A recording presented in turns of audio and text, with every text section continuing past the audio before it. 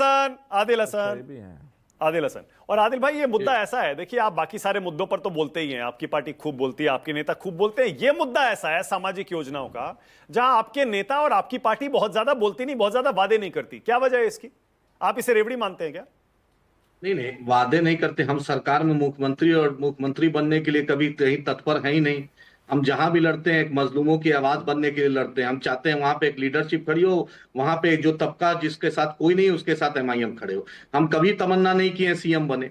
और जहां तक आप नीतीश जी की बात कर रहे हैं और भाजपा की बात कर रहे हैं भ्रष्टाचार पे, मानक साहब, भाजपा का राष्ट्रीय अध्यक्ष बंगारू लक्ष्मण ने रक्षा दलाली की थी। इस पर कौन नहीं रोक सकता है? पूरी दुनिया ने देखा था। भाजपा भ्रष्टाचार पे कुछ बोल सकती है कि रक्षा दलाली राष्ट्रीय अध्यक्ष भाजपा का करे, उस पर क्या बोलेगा? मोदी जी 2013 में पूर्णिया एयरपोर्ट आए थे, पूर्णिया में रैली किए थे, एयरपोर्ट बना। 2025 आ गया, आज तक पूर्णिया रोड एयरपोर्ट नहीं बना।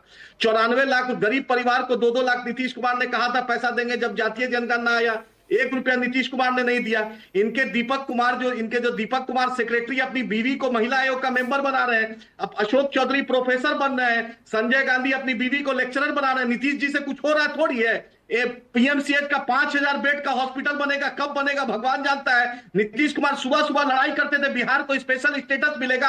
आज मोदी की सरकार, नीतीश कुमार, नायडू, मांझी और चिराग जी के बैसाखी पर नीतीश जी के मुंह से एक बार भी बिहार को स्पेशल स्टेटस का बात नहीं निकल रहा है। नीतीश कुमार खोए हुए हैं, कहां पर स्पेशल स्टेटस है? आज सबसे महंगी बिजली बिहार को मिल रही है। और इनका संजीव हंस आईएएस फंसा हुआ है ईडी के रेड में। इनका एक आईएएस फंसा हुआ है, इनका लोग फंसे हुए हैं। वही बिजली कंपनी में मीटर को टेम्पर करने के लिए उस पर कुछ कार्रवाई नहीं होगी। आप ही बताइए ना। अच्छा, इनका जो आईएएस का लोग है, इनका लोग भ्रष्टाचार में लिप्त है। ईडी दिखती नहीं है बिहार में। रुकिए ना, एक सेकंड।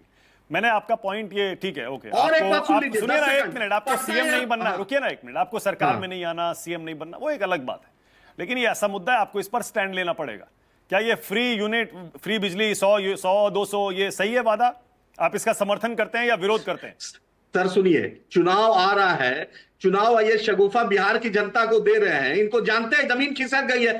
पटना एयरपोर्ट ऐसा अरे एयरपोर्ट किसकी जमीन खिसकी है भाई? एक मिनट आदिल, एक मिनट आदिल, एक सेकंड सोच समझ के प्लीज। मैं कह रहा हूं किसकी जमीन खिसकी है? दोनों वादा कर रहे हैं, कोई एक पक्ष वादा नहीं कर रहा है। सुनिए मानक साहब, आप बहुत सीनियर जर्नलिस्ट हैं।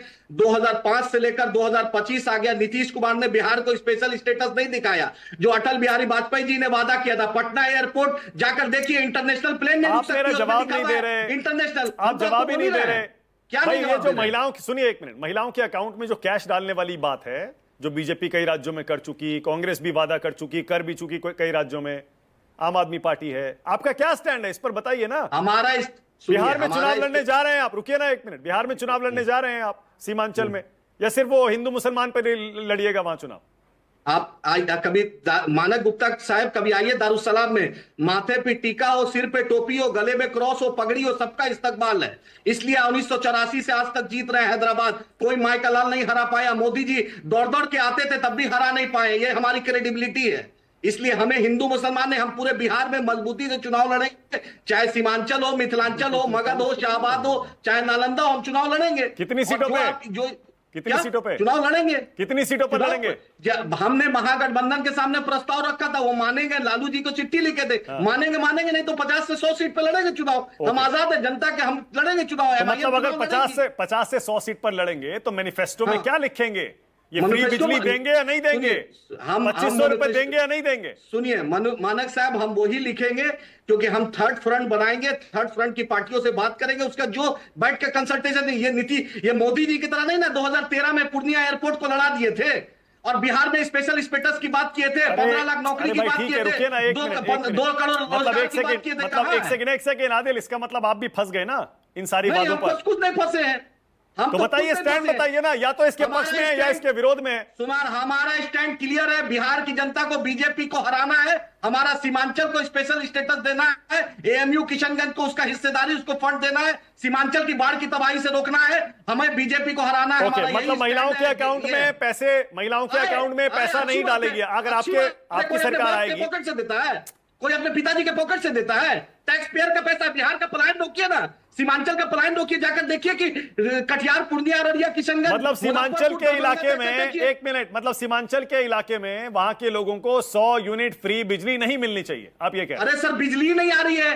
बारसोई, सुन लीजिए मानक साहब, बारसोई में बिजली के लिए धरना किया था, 2 बच्चे को गोली मार दिया यही नीतीश कुमार की पुलिस ने, आज तक कंपनसेशन नहीं मिला है बारसोई में, आज तक कंपनसेशन नहीं। 2023 की बात है मिश्रा जी, वो नहीं, वो बिजली के लिए क्या, मैं वहां पर था, इसलिए तो फ्री बिजली नहीं मिलनी चाहिए, फ्री बिजली नहीं मिलनी 24 घंटा चाहिए। बिजली तो दीजिए, 24 घंटा बिजली तो दीजिए। फ्री बिजली का लॉलीपॉप इलेक्शन के वक्त याद आता है? इलेक्शन कल, इलेक्शन आज शुरू हो रहा है, नीतीश कुमार का आंख खुल रहा है। अच्छा, ठीक इनका है। डीके टैक्स पूरे बिहार में चल रहा है। ठीक है, ओके। अजय आलोक, पत्नी को, अजय आलोक, पत्नी को महिला दिल्ली में वादा कब पूरा हो रहा है? दिल्ली का तो वादा पूरा किया नहीं आपने अभी तक। दिल्ली के तमाम वादे पूरे हो रहे हैं और तमाम वादे 100 दिन के अंदर हमने क्या डिलीवरी की उसके लिए बाकायदा प्रेस कॉन्फ्रेंस करके बताया भी। अभी तक बारिश शुरू हो गई, 1-1.5 महीना हो गया है, आपका कैमरा मिंटो रोड पे कुछ विजुअल्स नहीं ले पा रहा है। यमुना की कैसी सफाई हो रही है उसकी मॉनिटरिंग गृह मंत्रालय भी कर रहा है, अमित भाई भी कर रहे हैं, सब कोई कर रहा है। आप सिर्फ मिंटो रोड की तस्वीर याद दिला रहे हैं, दिल्ली के बाकी इलाकों में हाल क्या है आपको पता है ना? आप भी आजकल शायद दिल्ली में ही है। दिल्ली के बाकी गुरुग्राम में क्या हाल है? आप वहां भी आपकी सरकार है, आप घूम के आइए। गुरुग्राम बिल्कुल हरियाणा की सरकार है, हरियाणा की सरकार उस पर काम कर रही है। हाँ। हम जो दिल्ली की बात कर रहे हैं तो दिल्ली में हर जगह डीप सीवरेज लाइन पाइप का ऑलरेडी काम चल चुका है दिल्ली जल बोर्ड का। ये बहुत एम्बिशियस प्रोजेक्ट है, 2600 करोड़ रुपए का। दिल्ली के पूरे सीवर सिस्टम और ड्रेनेज सिस्टम को हम लोग बदलने की कोशिश कर रहे हैं, ऑलरेडी काम लगा हुआ है। हमें आए हुए भी 4 महीने भी नहीं हुए, 4 महीने में मैक्सिमम वादा हमने पूरा कर दिया। डिस्कॉम में जितने भ्रष्टाचार थे वो सब उजागर हो रहा है।